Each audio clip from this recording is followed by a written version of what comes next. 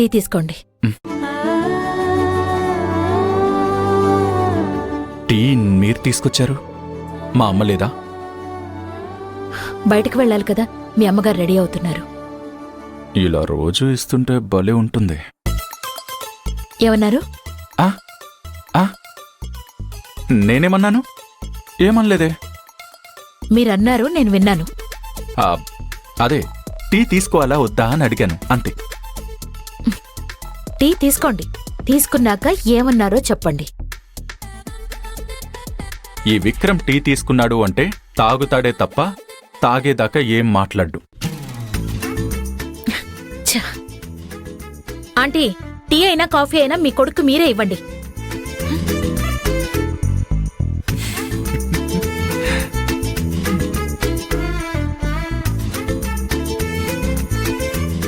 Good morning sir. Good morning Manju, రా కూర్చో.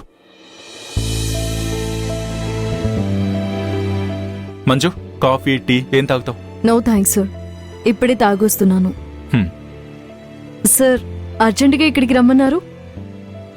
అమ్మా కిరణ్మయ్య గారు ఎక్కడికో బయటకు వెళ్ళాలంట. నువ్వు వాళ్ళకి సెక్యూరిటీగా వెళ్తే బాగుంటుంది. మీ ఇష్టం సార్. సెక్యూరిటీగా వాళ్ళకి తోడుగా వెళ్ళమంటే వెళ్తాను సార్. గుడ్. కిరణ్మయ్య గారికి ఇంకొంతకాలం మన సెక్యూరిటీ తప్పనిసరి మంజు. కిరణ్మయ్యని మనం కనిపెట్టుకుని ఎలా అయితే కేర్ తీసుకుంటున్నామో, అటువైపు మినిస్టర్ కిరణ్మయ్య గారిని ఎటు వెళ్ళినా ఫాలో అవుతూ తన మనుషులతో భయపెట్టే ప్రయత్నం చేస్తున్నాడు. కిరణ్మయ్య గారు ఎంత ధైర్యవంతురాలైనా పక్కన పోలీస్ ప్రొటెక్షన్ ఉంటే అవతలి వాళ్లకు భయం ఉంటుంది. కిరణ్మయ్య గారు ఇప్పటికే మీ సెక్యూరిటీ జోన్లో ఉన్న విషయం ఆ మినిస్టర్కు, వాళ్ల మనుషులకు తెలిసే ఉంటుంది. ఇంకా వాళ్ళు మేడం గారి జోలికి వస్తారంటారా సార్? దయా దాక్షిణ్యం లేనివాడు హంతకుడు, మంచి చెడు విచక్షణ లేనివాడు మూర్ఖుడు. మూర్ఖుడే ఒక హంతకుడైతే వాడు ఎంతకైనా తెగిస్తాడు.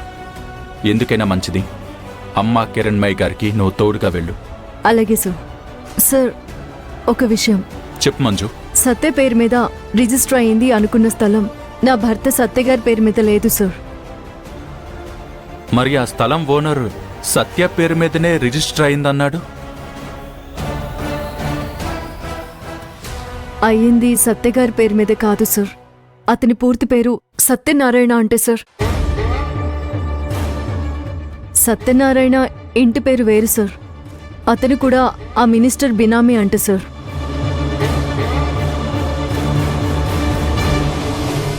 ఈ విషయం పూర్తిగా అర్థం చేసుకోకుండా నేను ఇంటికి వెళ్ళాక సత్య గారి మీద గొడవ పెట్టుకున్నాను సార్.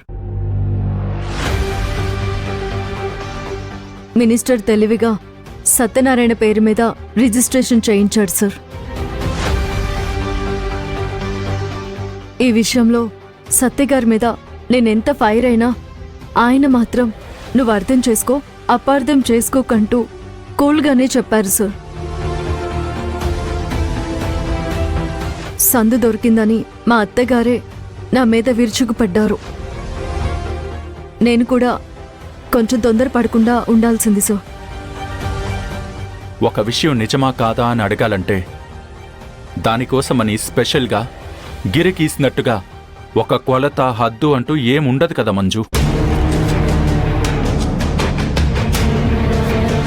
గొడవ జరుగుతున్నప్పుడు చిన్ని కృష్ణుణ్ణి ఉయ్యాలలో వేసి ఊపుతున్నంత హాయిగా ఏం ఉండదు కదా.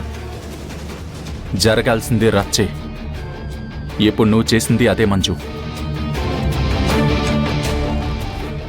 ఓకే, నేను వెళ్తున్నాను. నువ్వు జాగ్రత్తగా వాళ్ళని తీసుకువెళ్ళు. Take care. Okay sir.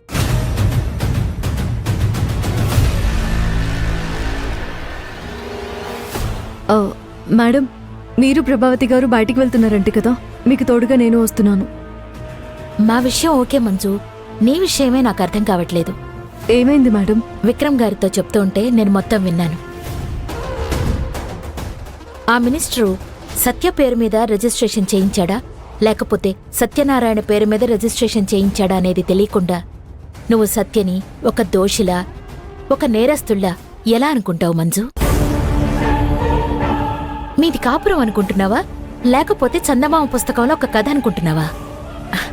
భర్త ఎంత మంచివాడైనా ఒక స్టేజ్ వరకే ఓపికంటుంది. ఓపిక నశించిన భార్యాభర్తల్ని ఒకటి చెయ్యాలి అంటే అది అంత ఈజీ కాదు మంజు. భార్యాభర్తలు అంటే భరించేవాడే భర్త, బాధించే ఆవిడే భార్య అనేటట్టుగా ఉండకూడదు మంజు. పైనున్నవాడు భార్యాభర్తలుగా కలిసి ఉండమని మన నుదుటిన రాత రాస్తాడు కాబట్టే మనం ఒకటవుతాం.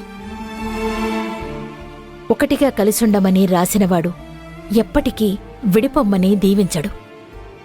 అలాంటి రాత అసలు రాయనే రాయడు. కలవడానికి దేవుడు కారణమైతే విడిపోవడానికి మనకు మనమే కారణమవుతాం మంజు. ఇది నిజం.